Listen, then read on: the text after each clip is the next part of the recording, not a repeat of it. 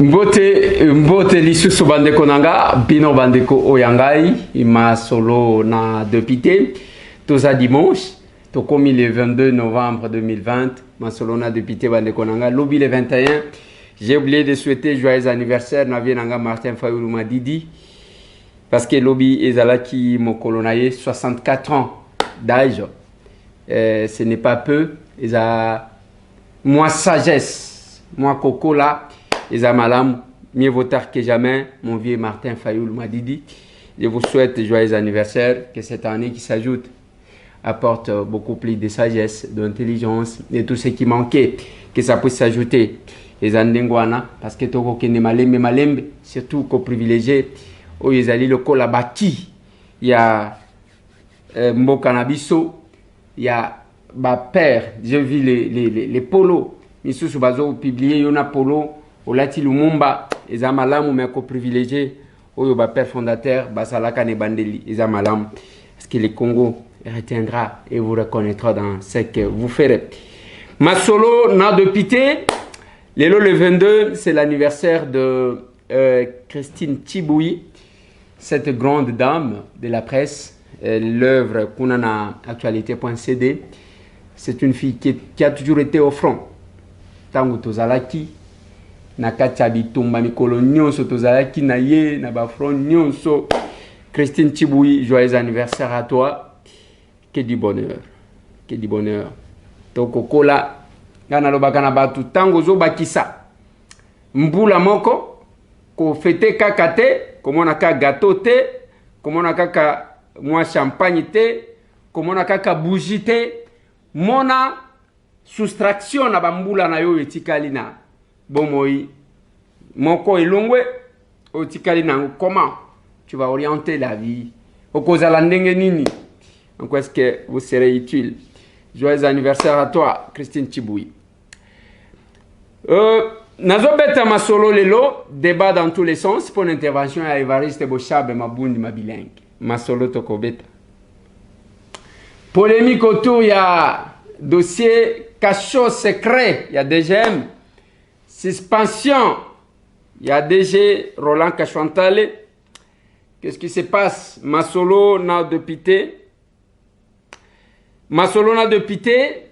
Dossier Yabato Baïba Mbongo. Des sacs d'argent en 2019. Kuna na Banque Centrale na Lubumbashi. Mbongo va pesa pona bakende ko détruire, bakende ko tumba. Bango Baïba va koma ba millionnaire. En somme nous, Masolo na député. Meeting aérien to kozongela ngomo amuke.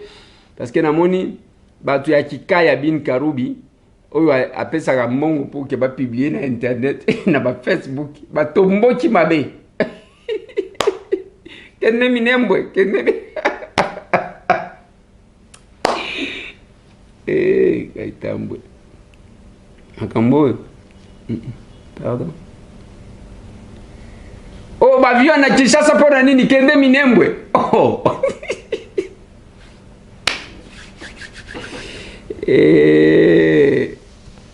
c'est pas possible. Mais est-ce que... Bon, stop. Nazoya ko développer.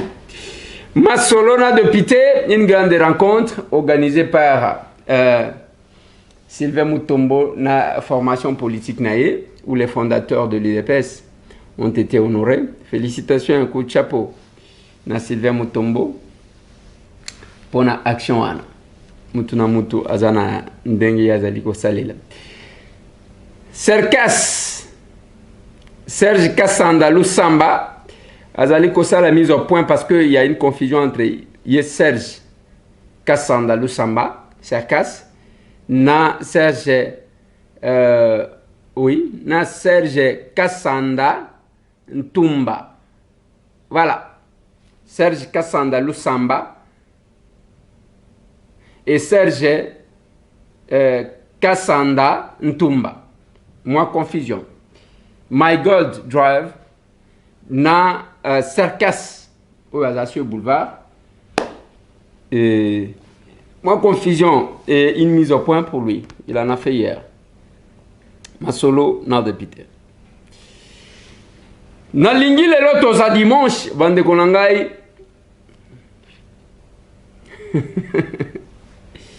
biso bana na yo ba jeune kabiliste toyoko tika mokonzi ya mboka na biso Félix Tshisekedi na maboko na yo ozala na kati na ye on appelé ye ke akomi président pour la constitution on appelé ye ke mutu aza na droit ya kovele constitution aza te on appelé ye nzambe s'il te plaît ke Congo oyo bato bakufi mingi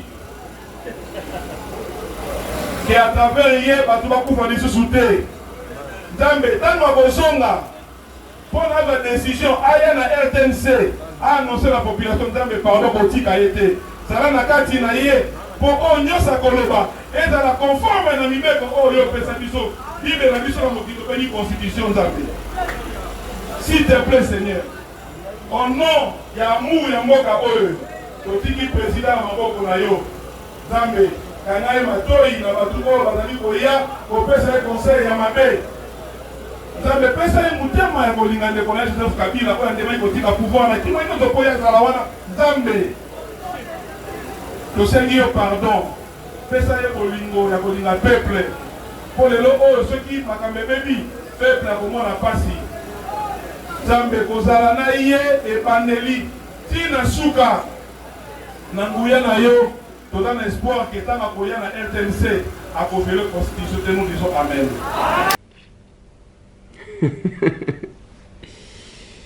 Chaque fois que nous avons une émission, c'est tout bas dimanche. Parce qu'on a talaka comment les mouvements et la moukaka. Il y a le sambo pour les chrétiens. Qu'au sambe là, le nombre de personnes qui se lèvent le matin pour aller prier. Et j'ai dit, oh, si tous ces gens ici appliquaient les principes bibliques, Bele Makambu, Mokilo et Zalaka, Penza n'a pas cité. Et d'où vient la méchanceté? Masolo. Et Yanga Elamu, Nabao Nyoso Bako Sambela Lelo, mais il y a une chose, la meilleure façon de prier n'est pas de crier trop. N'est pas de déranger les gens, on a baf la minene, n'est pas de faire des compétitions qui n'ont pas de sakabatu. C'est d'appliquer les règles. Il y a kolingande konayo lokola yomoko. Place aux apaka yango anati. Kolingande konayo lokola omilingi. La recommandation divine. C'est Christ qui recommande. Paul dit, soyez mes imitateurs comme moi j'imite Christ. Mais batumi susu na ye bakate, hein? Au moins loko yo, batangi sabiso balobi morceau choisi. Hein? Au poney loko moko bo, et loko moko ezo sepelisa ye, parce que yebi wapi komema ye. C'est tout ce qu'il prêche. Amoni batu bazana kati ya pasi alobite, il faut na kota ande côté na bangwa. Na kota côté na bangwa. Bato oyo bazana passe. Il faut à kotiwana à l'ambilami moral na bango et puis à l'obiment passe ça parce que aux autres solutions. C'est la vraie religion. Sungande ko bazana passe. Tala mwana tike oyo, tala veuve oyo, soki ozana ngo parce que la plus bonne femme ne donne que ce qu'elle a. Chaque fois que je vais à l'université, c'est tous les samedis. Na bango mawana na kacha université kuno komona bawo bazo sambela kuna bawo bazo ganga na ngengenge olobate kuna na luzizila. Donc batu batondi, j'ai dit est-ce que les gens comprennent? Qu'est-ce qui peut débloquer la vie de gens? Ezane loko ko sala ya malamu. Chaque fois okende kokuta na batu bana bitike. Les personnes vulnérables, oh, c'est la grande prière. Pasteur Joseph,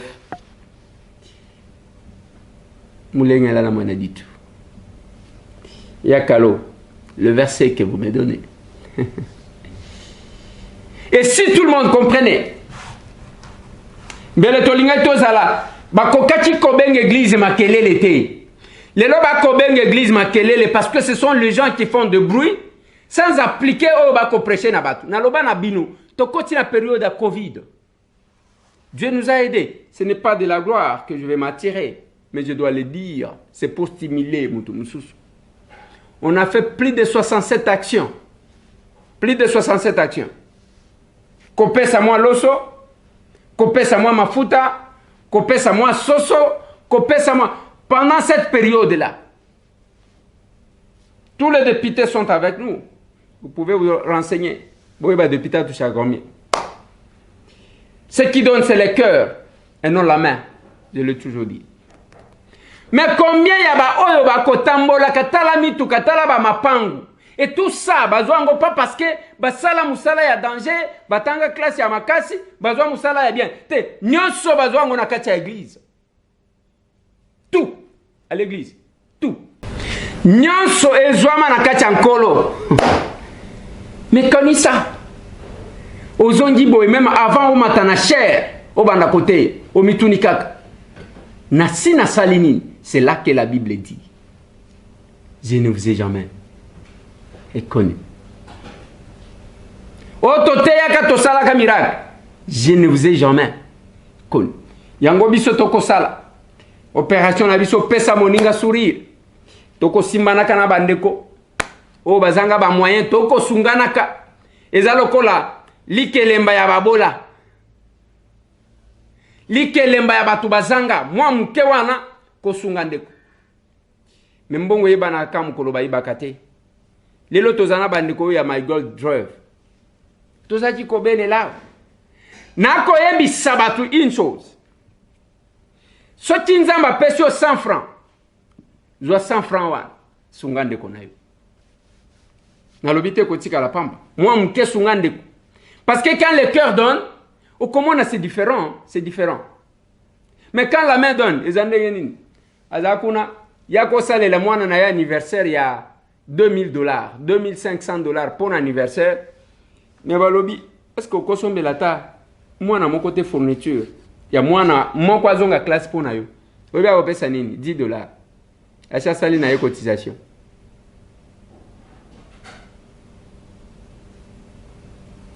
Là, c'est la main qui a donné. Mais même dans la Bible, Christ a vendu à Zota la batuba kotia. Oh, bah, vimbi, oh, bah, vimbi. Atali une pauvre dame qui vient. Moi, centime, atialobi. Voilà celle qui a donné plus.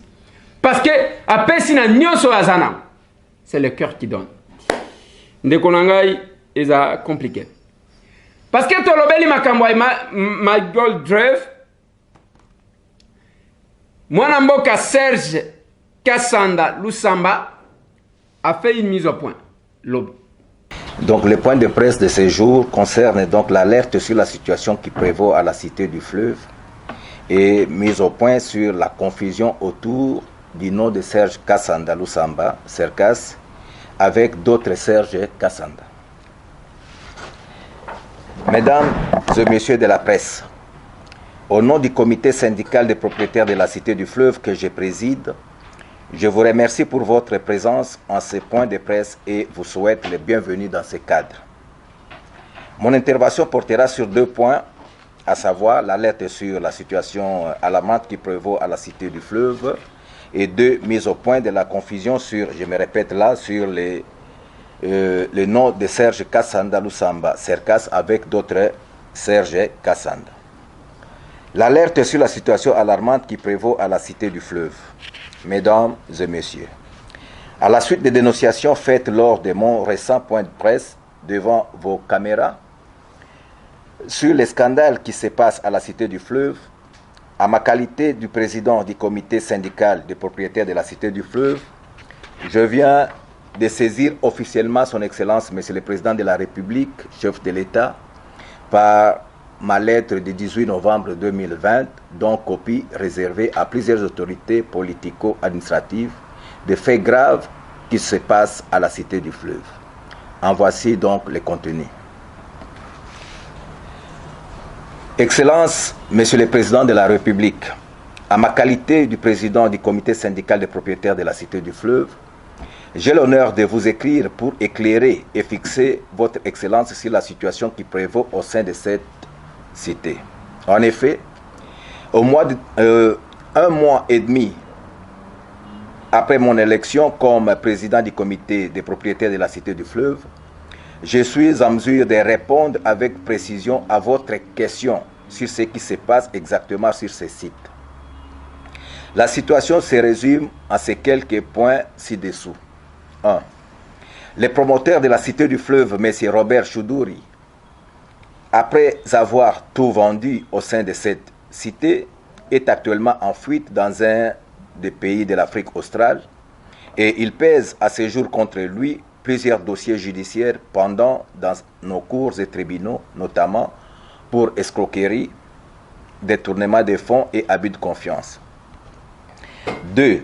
Son escroquerie consiste dans le fait que M. Choudouri, gérant de la société Akwood Property Congo SARL et de Multiplay, s'est permis de vendre un appartement donc à plusieurs personnes en même temps. Et ces cas sont légion. 3.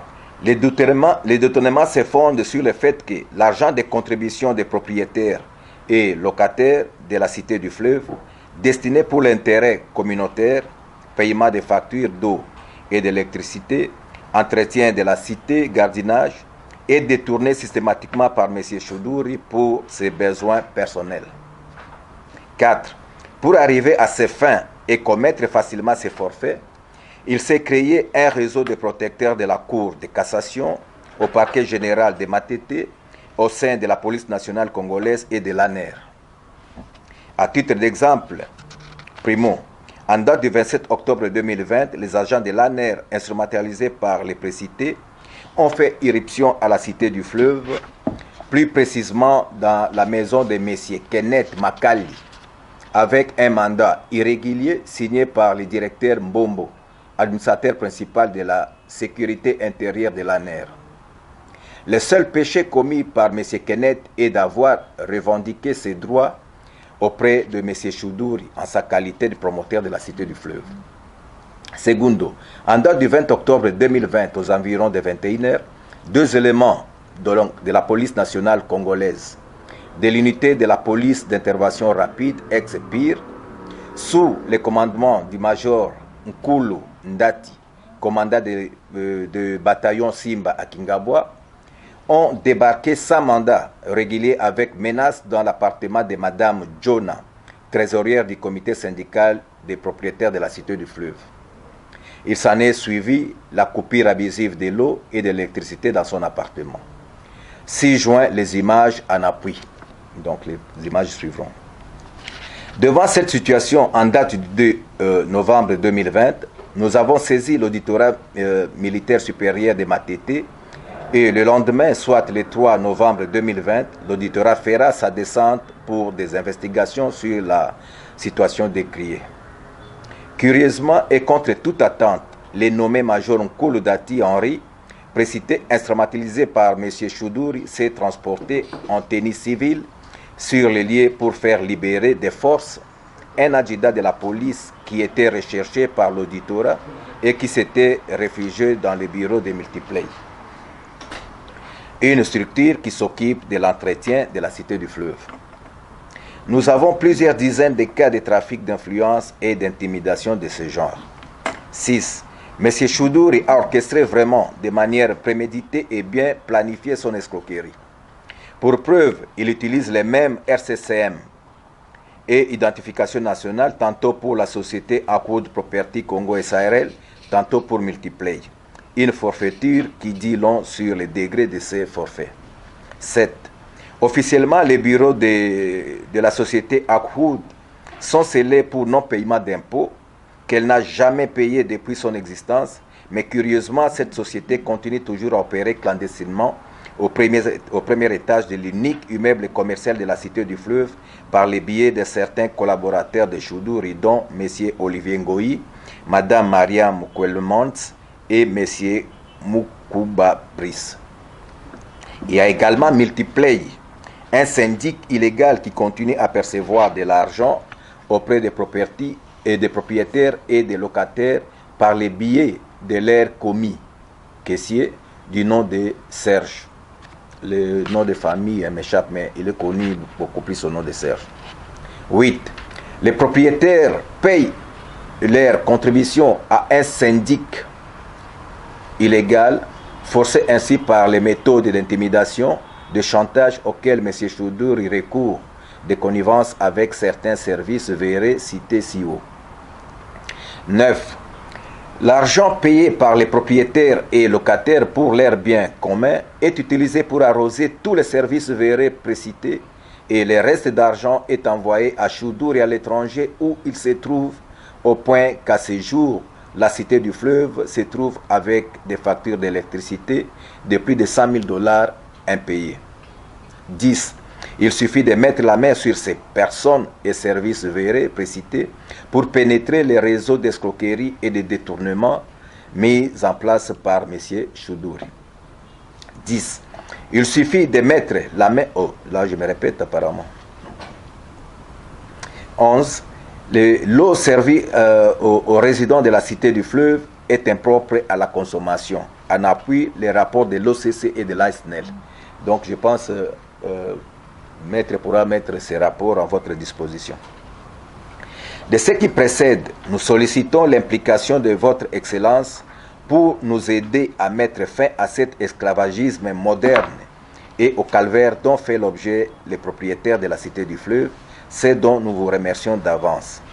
Concernant la liste des noms des hautes personnalités, tant du monde judiciaire que policière, protectrice de M. Choudouri, nous comptons la mettre à la disposition de votre Excellence à l'audience qui lui plaira d'accorder à la délégation du comité syndical des propriétaires de la cité du fleuve, constituée de 6 personnes au jour et heure de votre convenance. Dans cette attente, je vous prie d'agréer, Excellence, Monsieur le Président de la République, l'expression de ma très haute considération et de mes révérencieuses salutations. Serge Kassanda Lusamba, président du comité syndical de la cité du fleuve. Les autorités suivantes ont été gardées en application de cette lettre. Il s'agit de 1. Monsieur le Premier ministre, chef du gouvernement, Monsieur le Vice-Premier ministre, ministre de la Justice, Monsieur le Premier Président de la Cour de cassation, Monsieur le Procureur général près la Cour de cassation, Monsieur l'Auditeur général de FARDC, Monsieur le chef d'état-major général de FARDC, Monsieur l'administrateur général de l'ANER, Monsieur le procureur général près la cour d'appel de Matete, Monsieur l'auditeur général supérieur de Matete, conseiller spécial du chef de l'État en matière de sécurité. Le deuxième point donc de ce point de presse, mise au point sur la confusion autour des noms de Serge Kassanda Lusamba Serkas avec d'autres Serge Kassanda. En effet, il s'observe souvent que beaucoup de gens confondent ma personne avec les tierces personnes portant par hasard quelques éléments de mon nom. Les derniers graves cas en date qui enflamment les médias et les réseaux sociaux est cette confusion faite avec le Serge Kassanda Ntumba, gérant de My God Drive. En cet effet, je tiens comme j'ai eu à le faire dans mon communiqué de presse du 17 juillet 2020, à fixer l'opinion tant nationale qu'internationale qu'en ce qui me concerne, je me nomme Serge Kassanda Lusamba, surnommé Serkas. Je suis le patron du groupe Serkas composé de plusieurs sociétés opérant en RDC et à l'étranger, parmi lesquelles on retrouve Cass Mining, Sergio et Phil Limited, groupe Sergio Diamond, dont je suis président directeur général en exercice. Serkas & Sons SARL, Société immobilière Serge Kassanda Lusamba SARL, Katanga Mining SARL, Conasys Mining, Transcas, Fonds communautaire de promotion et de crédit agricole COPEC Fonds. Je suis également le représentant en RDC de la firme AM International Development et Investissement SRL. Nos bureaux sont situés sur le boulevard du 30 juin au numéro 7639 dans la commune de Gombe. Nous n'avons à ce jour aucune succursale dans la ville de Kinshasa. Cela dit, je ne suis pas impliqué ni encore moins concerné de loin ni de près par les activités exercées à Kinshasa par M. Serge Kassanda Ntumba à travers sa structure My God Drive, dont les bureaux seraient situés plutôt sur 16e rue Limété et qui n'a rien à voir avec nos sociétés précitées dont je suis promoteur et gérant. J'espère bien que cette mise au point mettra définitivement fin à la confusion que l'opinion fait entre ma personne et celle de gérant de My God Drive, qui lui s'appelle Serge Kassanda Ntumba, ou encore avec le député national UDPS, qui lui s'appelle Kassanda Kadjese Serkas. Nalingi un peu Kinois et puis Congolais, Nyonso Bayebinga, comprendre que ça fait 30 ans que nous avons faire. D'abord, personnellement, je ne crois pas ça. J'ai toujours cru, moi j'ai une famille modeste, donc na cheminé na vie nanga, donc ça vraiment par namutoki. Donc et là on sont na yo qui facile, nako sala yango te, nako s'intéresser même pas nango. Donc d'office on muta promettre ngaba bénéfice ya minene. Na yebi ke nasuka yo la escroquerie. Donc na mesani na yebi ke pour na gagner bon il faut que les malais malende. Bon, lelo na wowe lelo ko ni pona ke no sala raccourci. Oh nyoso na zanango lelo isa grâce parce que na uta na presque rien. Alors nazoye baté pourquoi na kozwa oh nyoso na nango lelo na kende ko mélanger ngo na biloko ya salité et puis na bebi sa crédibilité na ngai. Et là on a voyé ça ba jeune ba tout lelo ba ke crédibilité zelo moza na prité. Donc crédibilité ils en a prité. Malamu luka tola lanzala mais garder crédibilité na yo, au garder donc ça la crédible. Donc nako se lancer na biloko na te. Na yebi angote, na yebi kutu ndenge ba gérer. Ben tout ce que moi je peux dire aux gens et loko so moni qui bénéficie ça facile. Bazo gagner ko kendete parce que au bout des comptes ko suka kaka ndenge suki boy. Donc et l'autre côté à presse bon naza muke nakolo ba dessus mais je trouve quand même que presse bazalaki ko suka na nzela parce que tant ba presse bazo poser mutu question mutu alobi Serge Kassanda mais bazo suka wana il fallait ba tout na ta prénom ba kende ba tout na ba la comparaison est-ce que ce n'est pas lui Serkas ba image yo sona landi tant bazo nazo mona bazo suka na Serge Kassanda je me dis sûrement donc et ça va combien cause à lebele. Donc mais bon na évité ce qu'ils arrivent fait à dessin parce que oui bon organe de presse mususu balingaka un peu bon et là comme un peu mal fini ou bien pona peut-être bon occasion ya kosala mandenga boy. Donc cela dit na santé qui vraiment que n'a affecté que crédibilité nanga ils a abusivement affecté. Donc c'est là où on a salé pas allusion dans le but que bato la presse je crois quand même que ba yebaki kezangate.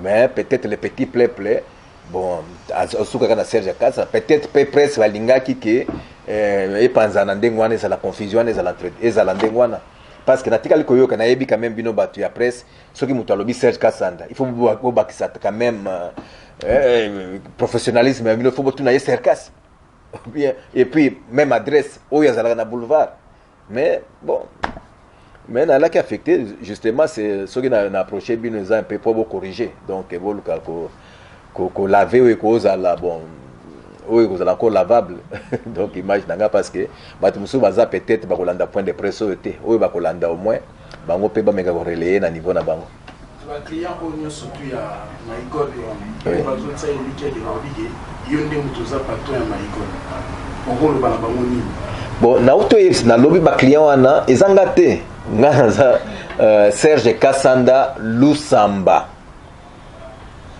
na ebani mingi na kombo ya Serkas bureau nangeza na boulevard du 30 juin na immeuble oyo bomona ka côté ministère de finances batie Serkas.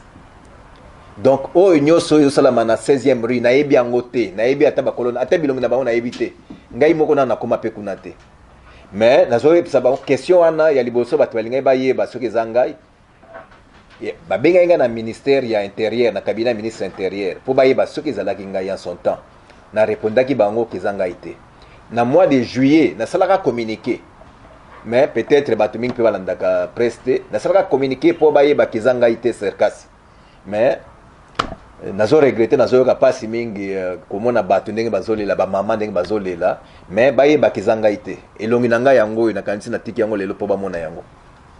Voilà, ce n'est pas à confondre na Serge Ntumba Serge Kassanda Ntumba.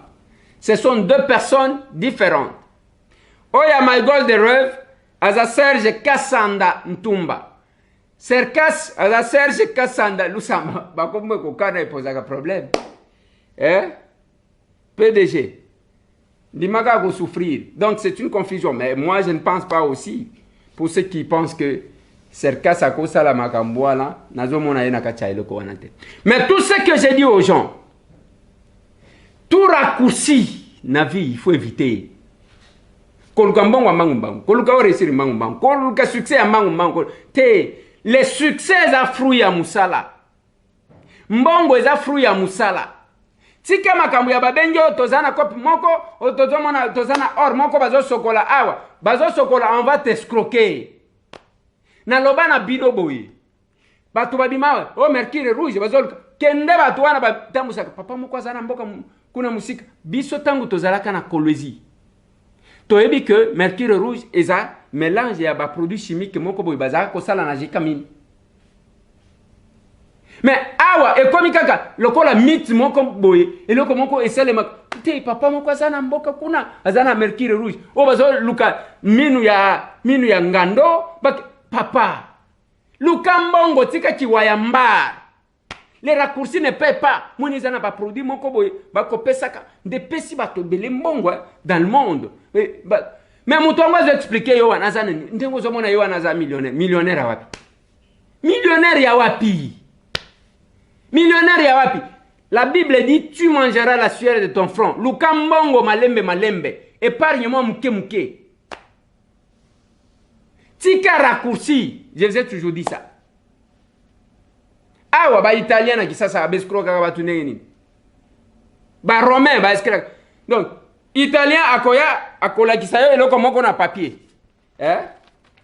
amoni ne tozoleka ne tozana distraction afongoli eloko et puis atali et asali lokola muto azobanga neti bayibayi wana basi bazwi makila taba ami pakoli azwi ba bandage c'est pas possible bandeko ti ajo bakoyiba yo ti wapi et tout ce que nous faisons là toujours les kisana biso temps yo héros ozo luka place mutu nini alongoli bilamba okende kotala ozo luka place nini moi sina mobile nini baswani yo kende ko yo karando entre c'est tout ce que vous voulez tangu to koloba yo kotala ka novelas vous restez là un jour yango na lobaki na ba maman place tozo tanga nous sommes 14 étudiants 14 apprenants sur 14 apprenants basi tozana ba onka mibale.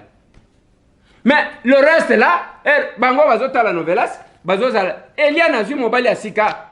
Mais c'est quoi ça? C'est tout ce que vous avez comme. Donc distraction d'engwan. Lobby. Non, nous disons nous les femmes nous ne sommes pas représentées. Na lobby taba mususu. Taba mususu bango. Quand les gens travaillent, au moins la représentativité doit commencer na combat, na makambo sérieux. Yo kozwa téléphone, il y a plein de choses. Ils en ont Google, tu peux faire des recherches, tu peux comprendre Bamakambobe. Non, yo zakonate, yo zolu kakaka, biloko ya mitakala, biloko ya nengenini. Mais attendez. Et tu passes le temps, là, la gana yo retard. Au comitona, ni l'hôtel ya malonga, exacté. Mais quand nous faisons les émissions, toujours ça la pona à buzz, ngatambo nazoluka nani? Nazoluka nini? Succès. Je ne diffuse pas n'importe quoi. Oyena mbongo salelanga publicité na otuna yo na otala. Si je ne suis pas convaincu, zonga mbongo na yo, je ne peux pas détourner moi les Congolais na voie normale parce que nana posa cause $100, $200, $1000. Non, mais attendez. Bato belé ba mesana na mbongo biso to mesana na kibobol. Jusqu'aujourd'hui, on vous escroque. Ah, on a 7e. Quand vous parlez à quelqu'un, mutoko kata ko luka bandi ko expliquer yo. Ah, moi quoi non, mon l'argent n'est pas perdu. Ils ont na blockchain. Yo kane bater blockchain. Oh bitcoin na lobi papa. Batu bakolia bitcoin soki bakolia soki blockchain na binoa. Na lobi tala kenda na distributeur. Bimisela ngana nous $200. Oh yozo la kisanga na téléphone. Oh c'est-à-dire bazwa ka deux fois na lobi papa botika biloko wana. Mongo eza pas si pona kozwa yango. Kobunga eza petete. Mais quand nous faisons les émissions, yozo tala biloko ezo sekisa yo. Yozo tala bakuluna, ti bako papa yo machite.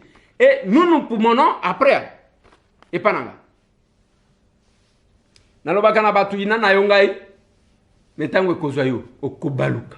Okobaluka. Ce n'est pas de l'orgueil. Mais souka bako yebisa yo kende komona mwana kololo. C'est compliqué. Donc, My Gold Drive, Ezaya Serge Kassanda Lusambate, Ezaya Serge Kassanda Ntumba. Ce sont deux personnes vraiment différentes. Mais ce qui est curieux, c'est que même dans la 16e rue, Ezala qui est la base Nabango, Kuna Mokolo Nani, à Telemiwan. C'est compliqué. Boki la Kabiso. Toloba Kabiloba Lobate. Yango toye bisa kabino. Ezala uzana posa koteka lupango. Benga na numéro Oyo Komona, Yabandeko Oyo. Je peux encore le rappeler. Et avant qu'elle a continué dans ma camouflage, déjà, Ezana Ndekomoko, Azana Poto, Azana Lupango Nae, Ndekowana, Azana Poto, Azana Londres. À côté de Lupango Nae, ceux qui m'ont Azana Posa, il y a Lupango na commune à Kinshasa. Il y a 25 sur 32. Il m'a parlé de 25 sur 32 ou 25 sur 35. Na commune à Kinshasa. À côté de Kobenga, ba numéro wana, ba yebisaye. Nani. Place Ezali, ils ont la place Moko ya bien, ils ont Mbomu, oui, ils ont Mbomu na commune à Kinshasa. Donc, ils ont presque un grand marché, 25 sur 35, Bogodi Kobenga et Kozala Malamu. Ozana Posa Kosomba Lupango, Ozana Posa Enin. Tous ces gens-là vont vous faciliter. Mais yotan ozo kendozo manakete, je ne peux pas faire ça. Et d'ailleurs, j'ai mon frère, j'ai tel qui fait. Problème est athée. Mais, effet nango, effet négatif. Nde biso toujours boya comporter ba responsabilité. Plus 243 906 706 075. Plus 243 906 706 075. Monsieur Alex. Ceux qui ont vu Monsieur Alex c'était Obengi Monsieur Nicolas. Obengi Monsieur Nicolas. Obengi Monsieur Nicolas na numéro Oyo. Plus 243 821 934 565. Plus 243 821 934 565. Ceux qui ont été au cause de M. Benjamin, c'est la même équipe, c'est le même groupe. Au côté cause de M. Benjamin, le numéro OU. Plus 243 998 558 638. Plus 293 998 458 638. Je l'ai fait des fois à Koloba ke okati biso elan. Il y a émission au cité nazo kebi sabino. Mbongo koluka kozwa yango ezaka passe. Mais kobunga il suffit seulement oyoka moi litoi moko eza lokola na jardin de Dent. Ba vandi wana allez Adana Eve. Il suffit seulement que moi si ayoka nyoka. Nous se dégénérer. Koyoka kaka. Mais quand nous faisons oh, tozo sale. Bon. Nous nous déchargeons de notre responsabilité. Totsikelibino, chacun a son choix. Tozandengwa. Masolo na de pité. Nalobela eloko créer polémique. Evariste Bochaba lobby. Oh awa, mbata koya koloba. Oh ya ko. Ngana lobby boy. Bande konangai. Wane zaba débat. Ezaba débat. Oya zana posa ya ko expliquer makambo ezala o constitution ezala nini consultation eza polele bake ko expliquer chef de l'état tozana posa te ya ba polémique wana eza ba polémique ya pamba ozana posa ya ko faire comprendre Félix alobi 2 ans yango tokende na problème oyo ba poser dossier oyo ezali na mesa yango na lobaki na bino quand vous voyez une personne un responsable. Ok, comme on a chef de l'État, oyewan, bon, obimi, nini, bosolo nini na chef de l'État. Non, voilà, na yaki kotel isaye makambu ya baravin, makambu ya berosion, oyo, makambu ya ba inondation, ma ezate. Na discours ya 6 minutes, il y a le 23. Félix alobi boyi. Je répète pour que batubayok. Alobi que, depuis to vandi awa, to kanisaki ke to kosala accord, pona bitumba ebimate. Accord oyo to kosala, toko vanda biso tozali tozwi pouvoir bande koyo balobi bango nde bazwi majorité to vanda to travailler pour l'intérêt ya ba congolais cette fois-ci comme ça makambu ya mabe oyo to tsango mupanzi to privilégier intérêt supérieur ce qui problème ezali to yo kanaka mais pendant 2 ans yo le bio sala un pas bango ba bloquer le col on y sala un pas ba bloquer le col et comme il le col la bras de fer rien qui marche. Les lots, tout ça la ndenge nini devant situation, c'est ça la question que les chefs de l'État posent. Alobi ba tubazana maite ayebi yango. Alobi ba érosion ayebi yango. Alobi ba tubana courante bitumbezana est. To vanda siko bande ko moyen to silisa bitumba wana ezate pambate awa batu nazana bango bazana vision mon côté nangai bango bazana likamususu. Mieux vaut bitumbeza la kazalaka pour que babisa kambongo mbongo wane betaka baturbo e bango bazwa kambongo pendant que le peuple est en train de mourir. C'est ça le discours ya Félix. Il vous a montré passe ya ba congolais. Ndalo bibo pesa ngali kanisi. To sala ndenge nini? To continuer ka kozala boye ou bien to kabwana ou bien to sala ndenge nini? Asengi ba azo consulter ba to ba pesa mayele. C'est vraiment difficile à comprendre ça. Mais il est quand même curieux. Il y a comment on a battu. Au lieu de kende ko pesa makanisi kuna bazakuna. Biso to lobi biso to ko kende na biso te. Biso mon ordinaire. Bon, t'autoriser ba président, il y a l'assemblée provinciale, ba kende kuna. Bon, t'autoriser ba gouverneur ba kende kuna. Mais attendez, bon autoriser ba ngoli sous pona nini. Parce que plus moi bi loazu problème pour kenda ki prestation de serment. Dossier non so yango. Lokola ke prestation de serment, le chef de l'État a bengié un ministre à Kokendete, un ministre en fonction, à Kokendete. Le Kolakei, c'est parti dans tous les sens. Mais là où, Ezaki, comme on a que c'était ciblé, et ça n'a pas tout mis sous Bakenda, Toyoka Makele l'État, même de la même province, avec les sénateurs à vie. Toyokite. Et comment qu'il le colle à moi règlement de compte, à l'ébazo Lukapius, le colle à l'Ebabambaki, Tunda Nase, à l'ébazo comme ça, ici la nango. Bazo Luka, il y a quoi exterminer, Batumoko. Non, c'est pas ça. Autoriser le gouverneur, pourquoi? Autoriser le président, Bango Bazana Kachouan. Mais le ministre n'a pas droit. Bao va compter qu'un conseil de ministre dans le chef de l'État. Banekonanga. Hein? Et on reste là à faire des petits débats. Oya lobi boyoel. Te, oya zana liloba. Akende koloba na chef de l'État. C'est lui qui décide. Qu'est-ce que la loi dit par rapport à l'armée? Awa, bavion angolais, et Kiti Awa. Félix a attendu que moi, le premier ministre, va la Sogindeni. Bon, nous allons dans Nzelamoko ya mabe pour Nabino.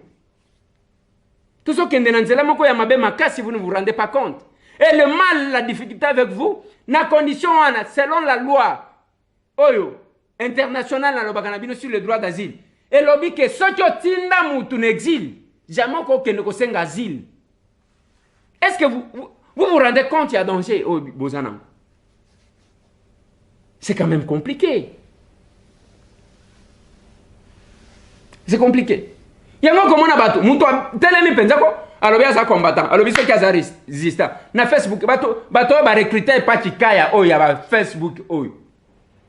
Na lobby boy. Bato ba recruter pas Kaya. Ba pesa ga bango mwambongo. Te ba vient on a konsuka na Kinshasa te. Il fallait qu'il y ait une nabe. Moutou normal à l'andaka situation en boka na biso. Il ne connaît pas que les tireurs de ficelles, il y a des groupes armés dans l'Est et dans Kinshasa. Il faut moi n'unité. Il y a un homme qui qui habite Vanda na yo Vanda.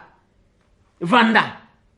Vous prétendez trop connaître zéro. Nansina la ndeli bato ta makelele mak. Elo comment côté yebi ata elo comment côté. Innocent moi oui. Je n'ai vu un qui m'a écrit hier à Komela Kanga, j'avais trop d'estime pour le monsieur. C'est quoi l'inga tangi sanga makambo ba muzito ba na l'hôpital. Nazan estime. Ce n'est pas pour rien quand tu m'écris de messages pourvus des contenus sans contenu. Ce n'est pas parce que je manque de réponses à vous donner. C'est parce que j'avais Nazaki na image me souci amout. Oh bolinga vérité te na lobi mukolo muto akoyeba. Qu'est-ce que la vérité veut dire quoi? La vraie définition de la vérité. Utilisation d'ango kozala muke. Nous sommes très déçus. Tu sens que c'est un monsieur. À un moment donné, comment on a déconné? C'est une maladie. Et ça nini. Quand quelqu'un reste, alors que non, voilà, bah viens on est quoi qui survolé et que n'ende na minembwe et que na l'hôpital. Taba moussous.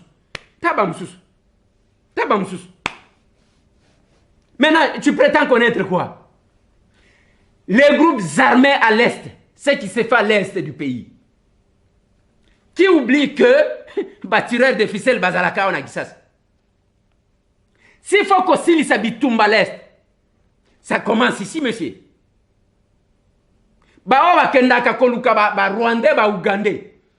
Ils sont ici. Quand je vous ai dit que ba kendaka Ouganda kosolo na Yoweri Kabuta ke ba pesa bango ba arme. Ils sont où? Ils sont ici, monsieur. Et tant que kokende ko sala meeting ba ke ko sala meeting na minembo et après boloba ka kena ba ko annuler te ba sala le komo côté quand on a annulé PV installation bo sali makele boni mutema mabebu boni kinchoro boy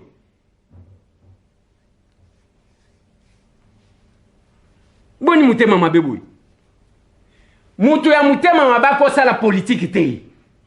La politique ne doit pas être une poubelle. C'est parce que batongo batanga politique balala na bango. Batikeli ba juriste ba yeba nganzami, batikeli ba yeba nganzami. La politique c'est un art. Hein? Ils ont batumo ko batala kate qui peut entrer en politique. Au passant il y a batu tali quand même mutu. À se comporter kanengeni.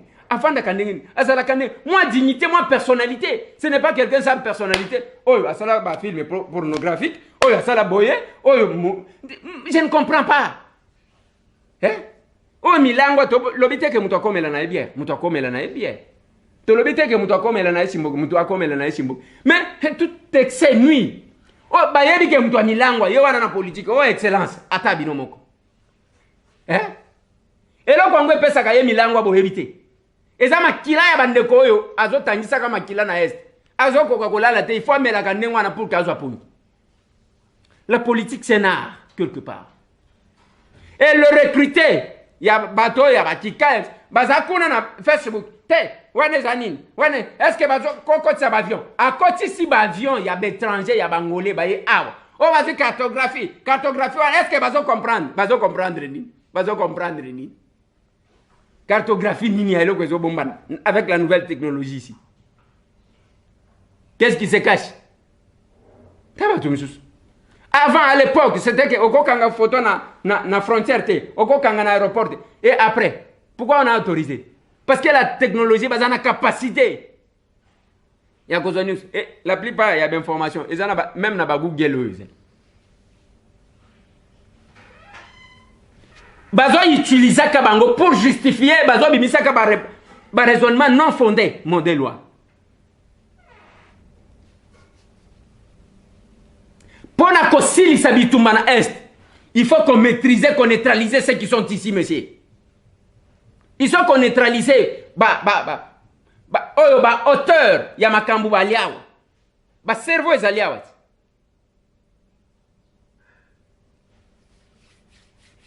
C'est difficile de comprendre ça. Mais comment on a vu la télévision? Non, Makambu na biso tomoni. Est-ce que na beni kuna? Est-ce que na nini? Na beni yo yebini ni ya beni. Oyebi nini ya beni? Oyebi nini? Yebi sanga minembo ango oyebi nini? Aparka kota la Facebook eza kozanga musala eza nini? Félix alobi boye bitumbe ezali ko continuer en tant que chef de l'État. C'est la personne la plus informée de la République. En tant que chef de l'État, atali place bitumbe ko wuta. Atali place makamune yo Salem. Atali insécurité. Atali comment les fonctionner. Détournement des fonds. Alobi bandeko nanga. Bandeko oyo muyibi ekola bango. Nous avons le rapport. Il y a UGF. Rapport ya UGF tozanango. Bakombo ya liawa. Bukangalonzo, un projet de 285 millions. Bazuka 80 millions. Na 80 millions, on a des balongola qui mbongo ya fait au basala. Na 80 millions. Donc 205 millions, baya ya bakaboli. 6 personnes. Nazana komona bango. Nana otanga bango te. Eketebi. Oyibata mokete. Vous trouvez normal? Parce que même nenge toko ken. Oyebi stratégie na bango ezakini. Na lingi bo comprendre bien. Il y a un projet. Le projet d'une valeur, il y a 50 millions de dollars, par exemple. C'est ça la valeur, il y a projet. 50 millions de dollars. Bango, bakoloba, projet est en valeur,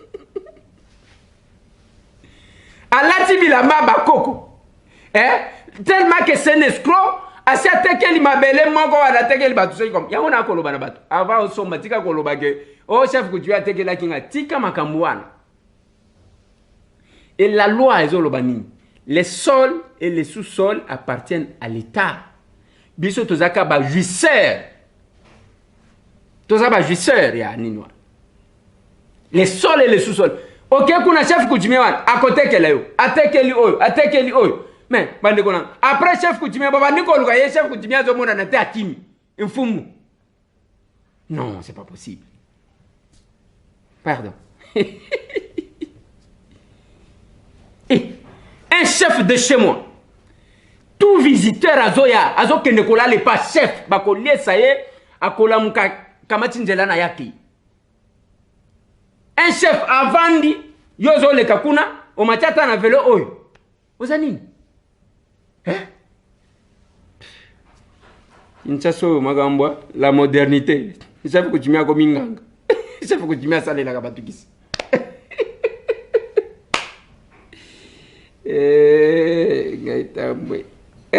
Chef kutumia sale la kabatukisi. C'est quand même compliqué. Bakokuta ba politicien bazo escroquer.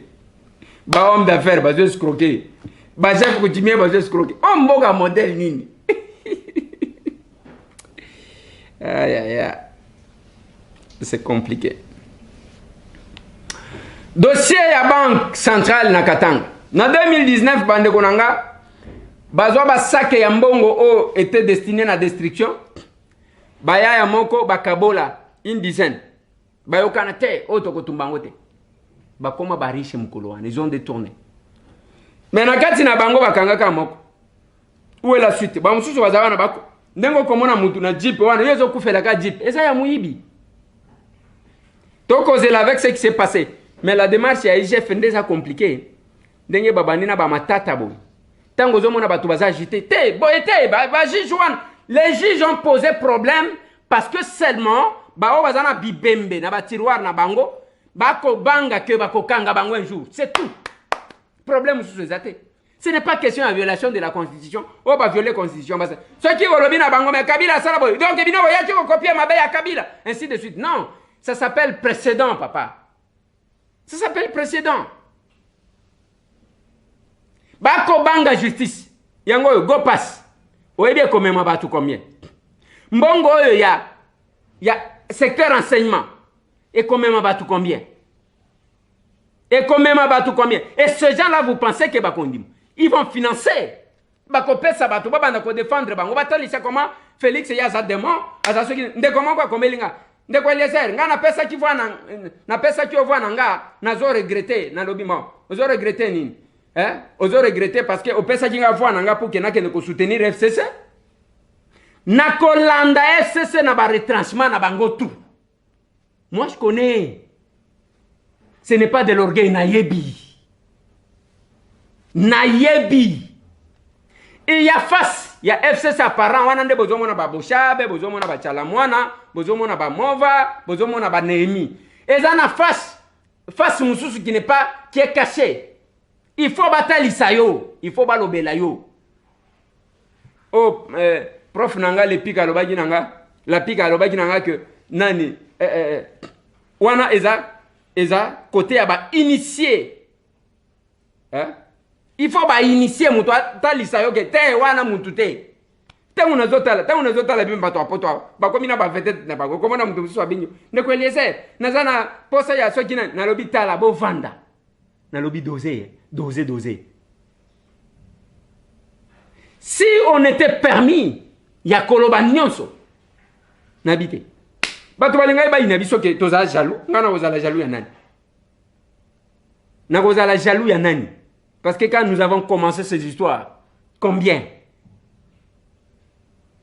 On ne va pas rester comme ça. On est parcours à Moutouté. On est comme ça. Zongi ça 2 ans. Zongi ça 3 ans. Zongi ça 4 ans. Comme ça, on est c'est difficile de comprendre ça.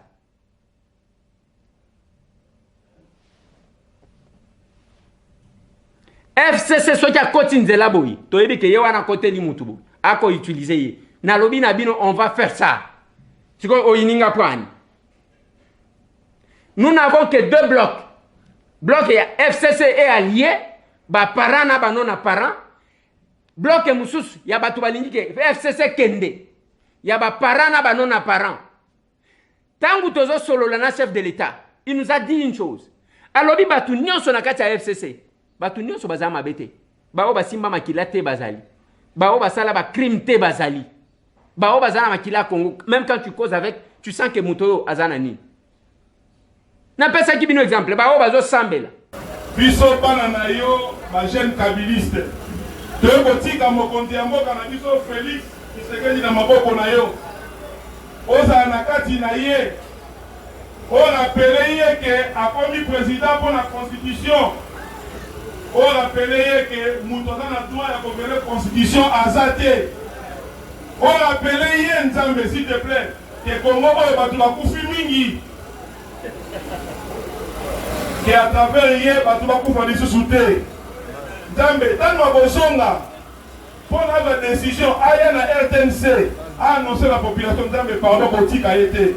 Sala na kati na ye pour onyosa koloba et dans la conforme na mibeko oyo pesa biso. Bible na biso na mokito pe ni constitution Nzambe. S'il te plaît Seigneur. Au nom ya mu ya mboka oyo totiki président na maboko na yo. Nzambe kangai matoi na batu oyo bazali koya kopesa conseil ya mabe. Nzambe pesa ye mutema ya kolinga ndeko na Joseph Kabila kwa ndema ikotika pouvoir na kimo ino topoya zala wana Nzambe. Tosengi yo pardon. Pesa ye kolingo ya kolinga peuple. Pour les lots, ceux qui makambe bebi, peuple à comment la passi. Nzambe kozala na ye e paneli. Tina suka. Nanguya na yo. Tout un espoir que tant à koya na RTNC a conféré la constitution, nous disons amen. Yebisanga. À part du fait que ba utiliser ba mususu ba kenda ko tumba banda kwa bazwa kanini. Ils souffrent comme tous les Congolais. Au comment on doit patrouille. Na kati na bango na combien na bango bazana mutu. Mutu ka ya pambo kamwa keti. Combien? Ba oyo soki ba bereru soki banani. Combien attaque kamwa keti oyo. Mutu akola atangi na ye classe. Bon, azo tula ko sala ndenge ala ndata ba twana soki akozo musala. Akozo pe musala te. Yango yoki tangu bakoloba mungongwe kole akozonga akozo bache bango na mutu ke bo sala tout soki Kabila akozonga comme ça bino siko boko se retrouver tout ro boko ratete. C'est tout ce qu'ils leur disent. Mais le kola bazolo ba contre bango. Yoka mungongwe ndenge zolenga. Akozonga Kabila akozonga na eponga na ye akozonga Kabila akozonga na eponga na ye akozonga boko wa kanai eponga na ye akozonga Kabila akozonga na eponga na ye akozonga. Alors que bakola ba makamuna bango ezaba mususu. L'FCC ezana batu combien? Eza même pas na 100 personnes ba oyo penza ba vrai bénéficiaire. Bazate? Ba vrai bénéficiaire bazamuke. Mais ils ne font que manipuler les autres. Ceux qui alingia sengo service wana pèse $200. Yo wano kimimbango. Na lobi boy. Tous ces jeunes là oh ba bere rouge ceux qui banani. Combien bazana mutuka? Kamwa ketch. Ketch oyo eza soki na $3,500. Combien? Yango na lobaki. Nazo tuna batu na lobi. Ki député o tozali. Eza oyo tozali ko benga ba commissaire du peuple to eza mususu. Commissaire du peuple, donc commissaire du peuple, hein? Commissaire du peuple, ya Mobutu wala alati abako, c'est commissaire du peuple. Na oyo biso tozali. Quand vous comparez aux hommes, en tout cas, tu as mon côté, tu as mon côté. Moi, sens c'est mon côté responsabilité. Moi, que doser, moi, hein? Moi, personnalité. Moi, personnalité. Ce n'est pas mon dos. Gauche, droite. C'est quoi ça? Nazo suki se mission pour na lelo, pambate kalamini makelele kobanda. Mais je dis une chose, bande konangai. Chacun sa part de responsabilité. nalobaka na bandeko nanga oyo bayinanga oyo bazaka na présidence tous les jours nalobi bandeko oyo akosala malamu ngai tamwe na koloba ke wana mutu asali malamu mais oyo akokende en dehors ya ba valeur que nous défendons pe tokozongisa ye na pete sans koina ye ndeko moko na bengi nalobi ndeko na benga kyo oui obenga kinga semaine au moins dis-moi maintenant tu m'appelles je suis au service de la nation nalobi za au service de la nation te na bengi la kyo pona makamu na yo zo sala parce qu'il y a eu une plainte contre toi chez moi quel service de la nation bino ozo servir nation bino hein combien va zo servir nation bon vanda na bino nalobi awa dossier oh ya suite katin 65% et c'est Salemi. Oh, et Tikali to silisa. Oui, nous avons un projet à panneau solaire. Oui, projet à panneau solaire to boité. Mais on ne va pas quand même prendre nous surtout à notre boîte na maille. En quoi est-ce que vous serez différent na bato FCC oyo? Babanda bangoka inauguration. Même nzela onga na loba que basala.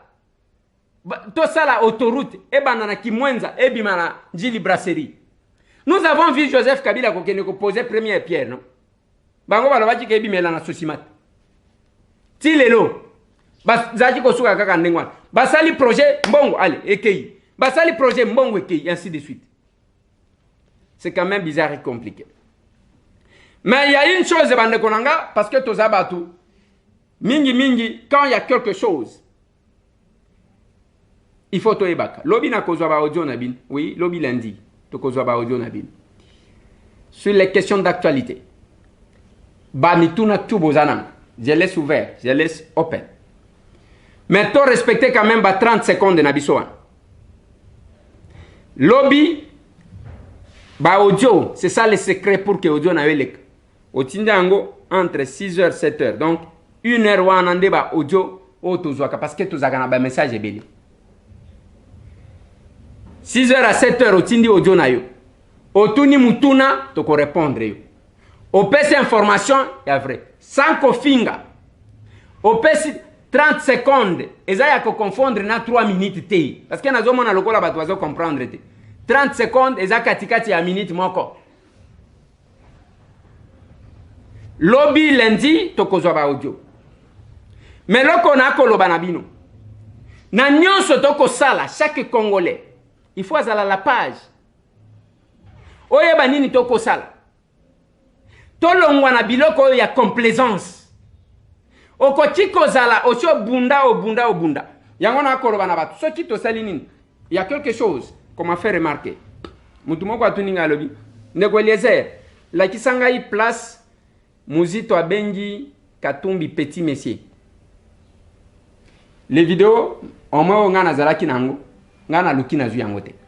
Soki mutu azana place ayokaki place Katumbi Muzito abengi Katumbi petit messier comme ça kotinde la biso kaka extrait one. Nazongeli. Mutu moko faire remarquer quelque chose. Toyaka kosala ba matu vite, on n'a pas de compte à régler na batu. Biso to salaka biloko ya hente. Yango moni lobby nazwi intervention ya Zak. Natie. Ngai toza biso tozaka ndengwana te. Ngana mutu ngai na salama pona ba polémique te. Je n'ai pas fait le succès sur base ya ba polémique, sur base ya kofinga, sur base te. Na sala succès na kofinga te. Na sala succès na polémique te. Na sala succès sur base de valeurs. Oh, omoni bato ebele ba komi kokota. Sur base de valeurs. Et puis naza mutu ya kovanda te ya kobanda komonte biloko pona okosela mutu likamte. Mais bas faire remarquer nga une chose. Ndeko Eliezer, est-ce que kola kisabiso okoyebisa biso place Muzito abengi Katumbi petit monsieur. Nazongi natali ba vidéo batindela kinga na moni yango te. Soki mutu azana ngo, ça sera une occasion ya kosala yango. Comme ça on sera beaucoup plus objectif. Mais kobo sanate pesa moninga sourire. Merci na bande ko tout. O batindaki ba colis, j'ai eu quand même quelques colis oyo bande ko batindaki lobinde bakenda ko zwa yango na ba agence pona kosunga bandeko. Je pense que on va chercher à servir bandeko cette semaine qui commence. Plus de 143 998 311 332. Ozana posa lupango na komina Kinshasa, tozana lupango moko. Ils ont mesuré 25 sur 35 ou sur 32. Mokolo na ngwazana poto. certainement, et que au côté comme ils ont vraiment na place ya bien. Na veni mbomu au côté ko accéder au côté ko en contact na bande ko na biso ana autopesi bino numéro pona yango. Ozana posa ya ko somba lupango. O contacter bande ko. Ozana posa ya koteka, contacter bande ko. Ozana posa ba vérifier mikanda ozala sûr, contacter bande ko. Ozana posa ya ko boudé biso malam. Bon dimanche chez vous. Merci. Tout le monde.